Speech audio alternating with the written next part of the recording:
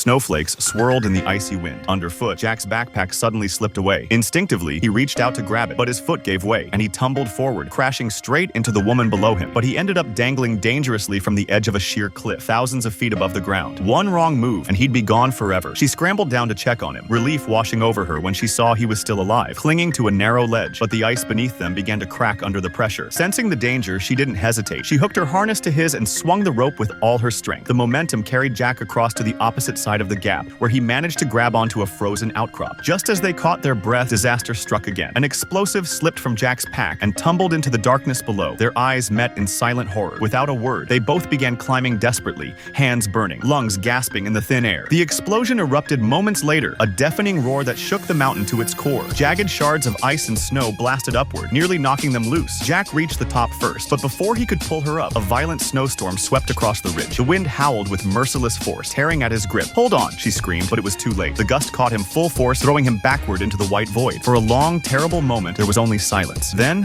through the swirling snow, the woman's trembling hand reached for her climbing tool. She drove it deep into the icy wall, anchoring herself against the raging storm. With one final surge of strength, she climbed upward. Alone. Subscribe for next part.